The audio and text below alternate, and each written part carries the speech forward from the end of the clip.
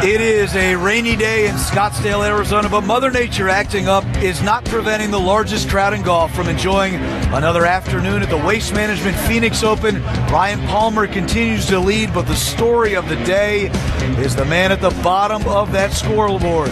Tiger Woods is in last place right now.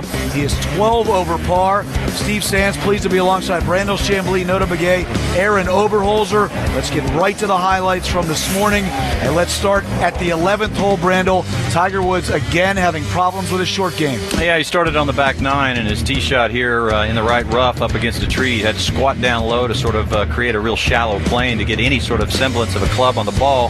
He barely moved it 10 yards, and now then he's coming out of the rough. The whole location is back left at 11, and it's very easy when you're coming out of the rough to have the blade shut down, which makes it go further.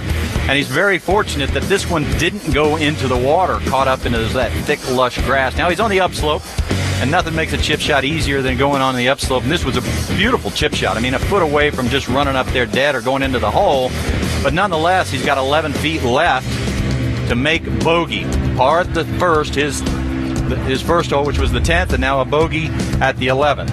All right, let's go to the 13th hole, Nota. What do you see here? Well, only one over through 3 holes. Has a chance with his length to get another one back here. Pretty straightforward pitch shot, trying to sort of mitigate the risk and taking a lower lofted club, run it up the hill, kind of like we see in Europe a lot, and just overcooks it a little and then underreads the putt, and would be the start of a pretty horrific round. Let's go to the 14th hole, Aaron.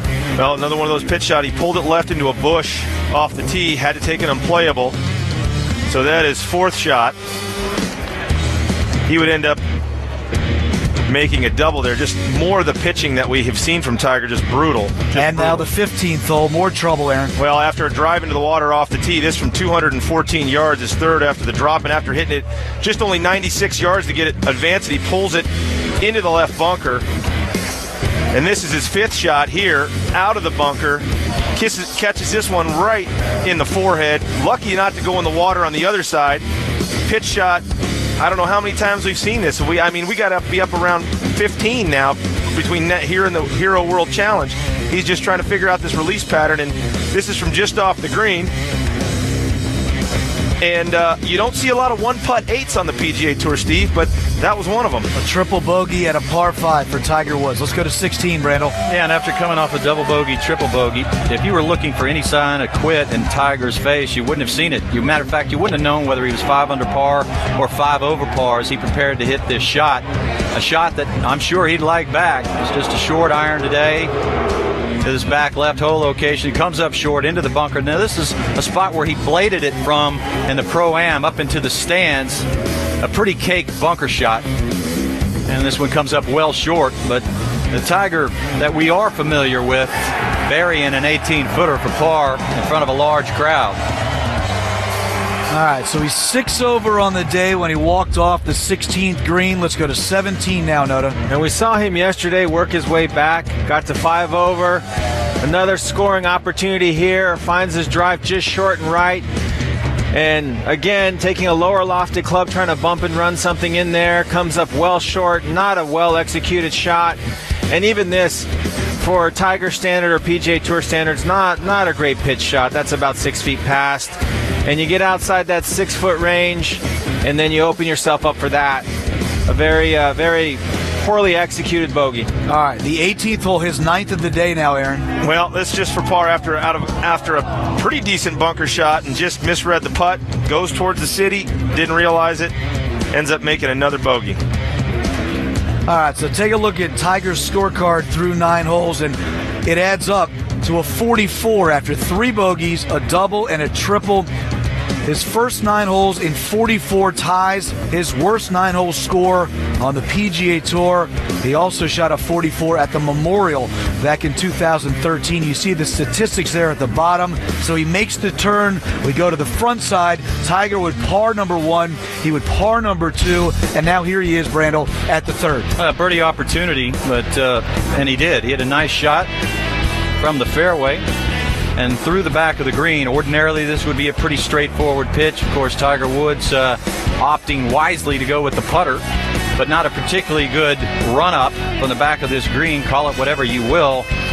And like he did yesterday at the birdieable third, walked off disappointed. And Noda, he's now 8 over on the day, 10 over for the tournament. Now here he is at the fourth. Right. Rain in the area, but Snow Patrol is on alert for Tiger Woods, trying to avoid that somewhat embarrassing score of 80 as a professional. We see him knock it over the green, and he talked about not being able to find the bottom. Well, he wasn't able to find all of the golf ball there, hitting the middle of the golf ball, blading it right through.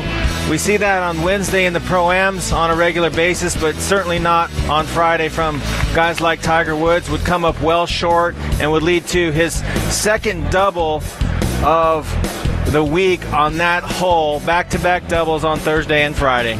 So 10 over par today, 12 over for the tournament. Now he goes to the fifth hole. Aaron, take it away from there. Bounce back. He's got 2 bounce backs this week. Let's talk about the positives. Drives it down the middle of the fairway on 5. Knocks this thing to about, 10 feet. A little bit of the Tiger Woods of old. Not even inside 10 feet, 6 feet. And he would make birdie there. Second hardest hole. He's birdied it both days. All right, let's go to the sixth now, the second shot. And when you're struggling around the greens, to the extent that Tiger Woods is, there is so much pressure on your approach shots. And especially an approach shot where there's very little room for error. In this bunker, up against the lip, this is a very straightforward bunker shot for the most part. Wet sand makes it even easier. A poor bunker shot to the back of this green, and Tiger Woods makes a bogey at the sixth and drifts into last place in this championship. 10 over par today, 12 over for the tournament. Now here he is on the 7th green. This just came in. We're showing you this for the first time, and here's a birdie attempt at 7, and that comes up well short and right. So now he has a par attempt at 7. We came on the air, he was 12 over par. He is now 13 over par. He just 3-putted the 7th. He has 2 holes remaining in his second round. Tiger Woods is in danger of shooting an 80-plus mark for the second time in his PGA Tour career. He is currently 13 over par. When you see that scorecard, Randall, it's just hard to believe. Yesterday you said that you were shocked at what you saw. How would you describe what you saw today? I think the word today really is incomprehensible. It is incomprehensible to see a golfer who had reached so high to fall so low with his golf game. You know, at his best, as we take a look at this graphic, shot 44 on the front 9, tied his highest 9-hole score of his career. Triple bogey on the 8th, 15th, only the second triple on a par 5 since 2000. Of course, you will remember the triple bogey that he made at Augusta National just a couple of years ago, that being the other one of those. But you look at this graphic and you go down it, and each one is a ding, that more incomprehensible than the next one. So at his best, Steve, we all struggled for comparisons. As a matter of fact, there was hardly any precedent. He won all 4 major championships by 5 shots. He won 4 major championships in a row. There is no precedent for that.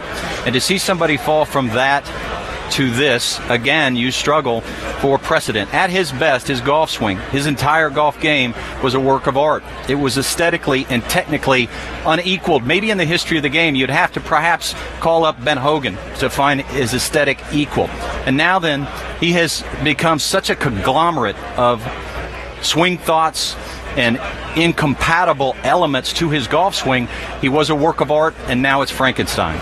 Just to reset, everybody, I'm Steve Sands. Pleased to be alongside Brandon Chambly, Noda Begay, and Aaron Oberholzer. Golf Central live on site. So happy to be here. Don't worry about the tarp behind us. The weather's okay. It's raining a little bit. No lightning in the area. Play should not be halted. It's not going to be a deluge this afternoon, so hopefully everything goes as planned here in round 2 of this Waste Management Phoenix Open. Let's go back to Tiger, Noda. We just heard incomprehensible from Brandel. You're very close to Tiger. You've worked with him a bunch. You've been good friends for a long time.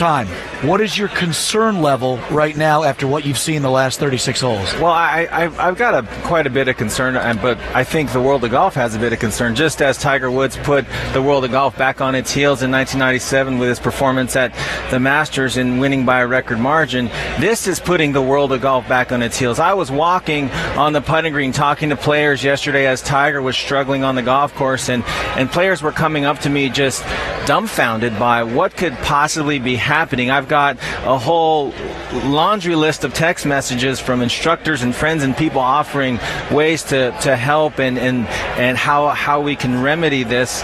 And at the end of the day, I don't have any answers. There's been many books written about the psychology of golf and the mental hurdles that players face in their performances. We've seen baseball players forget how to throw to first base, or back to the catcher. We've seen golfers lose it.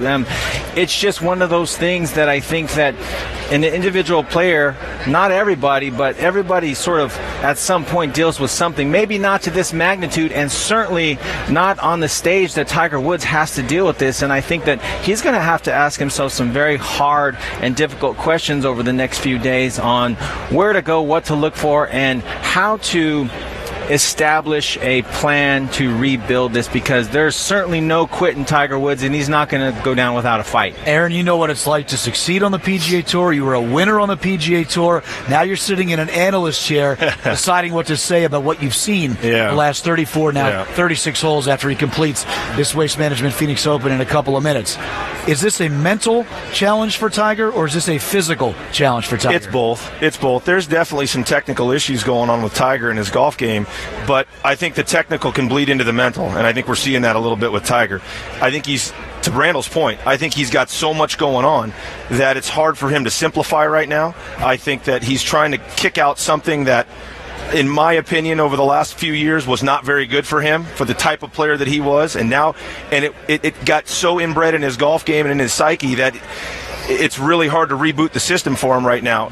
We saw an end of an era when, in my opinion, when we saw Rory McIlroy win back-to-back major championships last year. That was the end of the Tiger era, in my opinion. I don't want to see the end of a career that has been so great because of this, because of something that can be remedied and I don't know if this can happen, if he would just take hat in hand and do anything Butch asks him to do. If he asks him to get naked and jump off the Golden Gate Bridge to get your golf game back, would you do it? If I'm Tiger Woods, I said, yes, I'm going to do it. And I think that that's what he needs to do. The only guy that can fix this, in my humble opinion, is Butch Harmon. And I don't know if Butch is ever going to take him back, but it would behoove Tiger to do everything possible that if he wants Jack's record that bad, and he wants to be the first man to have 5 major championships after the age of 39, to go to Butch Harmon hat in hand and do anything he asks him to do to get this done. Because playing college golf against him, he played with him, I played against him, and to see this is real sad. It's sad for me. I disagree with the only man that can fix him is Butch Harmon. I think there's any number of people out there that work at clubs that we don't know their names, that have learned the game through trial and error and studying the best players. I think right now what's going on in the teaching world is that there is an influx of pseudoscience and an influx of academia, and there are so many competing arguments and so many teachers trying to find a stage with methods, with catchphrases, with an ideology that has been untested at the highest level. If you excuse me, professional experience and empirical data will always trump academia. If it didn't, businessmen would be worried about tenure instead of making money. That's how he got into this problem, though. Well, searching too much. Well, that's my Go back point. to the beginning. You need to protect your talent. If you're a tour player, you need to protect your talent. It's yours. And there are so many people that hover around the ranges of golf looking to attach themselves to you, to ride on your coattails, and they risk nothing. Nothing. It's Tiger's golf game that is gone now. And he's the one that risks everything by listening to everybody. He had a system that worked. He had departed from it. Fortunately, he found somebody who many teachers today would disagree with the method, but the reason he played so well under Hank Haney is because Hank Haney gave him a one-way miss, because Hank Haney was teaching him how to miss a shot and give him a go-to shot. And Hank Haney understood impact. Now, you can say what you want about the aesthetic nature of Butch Harmon's golf swing and how great he played under Butch Harmon, and he did. I certainly have an aesthetic preference to that golf swing, but you cannot deny that Hank Haney taught him how to hit shots. The minute he left Hank Haney, he became He became part and parcel to this argument, this debate that's going on in the teaching world, where they're talking about going down and going up and swing angles and up and down. And I read it. I go everywhere and I read it all, and I can hardly understand what the heck they're talking about. It doesn't make any sense. Sooner or later, as a golfer, you have to have feels. You have to feel this. I think Tiger Woods himself could go to a driving range and figure this out. I agree with you. I believe there is intellectual power in solitude. I think he could go to a range and figure this out on his own. And but right now, I agree. I agree. I agree that there's a long list of people that could probably help Tiger Woods in terms of breaking all this down, filtering out what needs or doesn't need to be addressed at this point. But the top of that list should be Tiger Woods. It should be the person that has the talent, has felt all the sensations, has done all these extraordinary things in our game. But let's be fair here.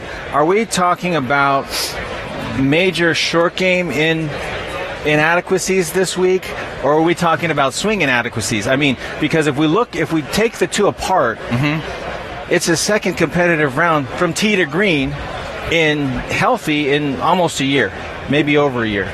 All right, so there's going to be some time to fix all that and work.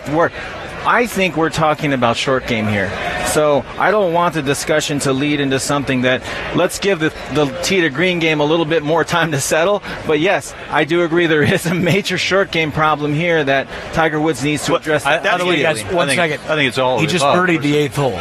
Okay, just want to jump in more for positive. a second. We're back on track. We're back on track. He's going to win the Masters. He's got one hole. Well, to that point, guys, is there an overreaction to just seeing someone struggle for 36 holes? Yesterday was a 2-over par 73. It's not like what we saw today. I think the overreaction comes from all of us to a certain extent, if there is an overreaction, just because he's created somewhat of the overreaction because of how great he's played. You don't expect to see Tiger Woods do the things that he's done this week. You don't expect to see that, no matter how few reps he's got. Now, that's part of the problem. I totally agree with you, Noda. He doesn't have a lot of reps. He's had time, and there's a difference between practice reps. Reps. You're no, killing no. Randall, there's a difference. It's a difference between he's as well as anybody. Years old. Come on, he's had plenty of reps. You've played the game. He's healthy. He's got plenty of reps. You've played the game at the highest level. You know there's a difference between going on the range out here at TPC Scottsdale and banging balls for an hour and playing a round of golf in this cauldron. It's different. So you're making an excuse for how poorly he's hit? No, I'm just saying I'm agreeing with Noda partially in the fact that I think I want to see him put more tournaments on the schedule and be more game ready, and I want to see more reps on in real situations. So your point, is it an overreaction to a man who struggled? I would say he didn't struggle. He was incapable of hitting short shots. That's not struggling. Struggling is when you shoot 73 and miss 6 greens and you hit your chips 10 feet from the hole. He was incapable of doing the most pedestrian of requirements at the highest level. Incapable. And it's sad to see. I can think of one high quality player who actually won the AT&T a few years ago, a decade ago, Brett Ogle, and he got the chipping yips, and he left the tour. You cannot play out here on the PGA Tour. You can't keep your card with the chipping yips. The 125th player in the FedEx Cup is an extraordinary chipper. Extraordinary. What you see with Tiger, he's the worst chipper at a country club. That's what I have friends who do that. Okay, I have friends who do that, and they can't play golf anymore at a club level. These are you feel sad watching it, but this is what happens. I mean, so let's talk about all the different ways to chip. So, and this is, I think, what drives people nuts. Phil Rogers famously taught Jack Nicklaus the reverse figure 8, and that certainly worked. Phil Mickelson hinges and holds. Steve Stricker puts his hands ahead, has no hinge. Jim Furyk chips like he putts. Paul Azinger and Stan Utley talk about using the bounce and fully releasing it. So you have all those methods. And what's unique about all that is, I had breakfast this morning with a bunch of people. One of them was Phil Mickelson, and he talked adamantly about how to chip, about his method. Stan Utley, who's a good friend of mine, talks adamantly about how to chip. Paul Azinger, who I did a teaching show with last year, talks adamantly about how to chip. I've had dinner with Phil Rogers, and he talks adamantly about how to chip. Steve Stricker, everybody follows him. Now, is it the method, or is it the belief in the method? And I think what you see with Tiger Woods is a man who is allowed somebody to come into his world and convince him that the method that he had, that was maybe the best of all time, needed to be changed. And he's in between methods, or he has doubt, and doubt will freeze a player quicker than anything else. So the swing mechanics, you're talking about Chris Como having an influence on Tiger's short game. Well, I was with them practicing on Friday. There's very little mechanical exchange between the two with regard to short game. That's primarily been left to Tiger in trying to pursue what he feels is the most productive feel for him. He's trying to establish those responses that he understands works for him. Now, he says he's changing his release pattern based upon what he used to do and what he did. But Tiger would contradict what you just said. That's through his own choice. He wants to make the two a little bit more congruent to each other. And the discussions that him and I have had with regard to that have focused upon the fact that they are two separate disciplines, and that at times you do have to impart slightly different, whether you want to call it philosophical or mechanical approaches to each discipline. And I think that in this particular case, he is caught in between, and I have to agree that he is caught in between, and he needs to commit just to be as committed as Tiger Woods is. Phil Mickelson is to his ideology. Stan Utley, Steve Stricker. I think that is where we're seeing the lack of execution in this particular case. So Tiger Woods just birdied the 8th hole. He's currently on the 9th, his 18th hole of the day. When his round is complete, and if he steps to the podium, you will hear Tiger Woods talk live right here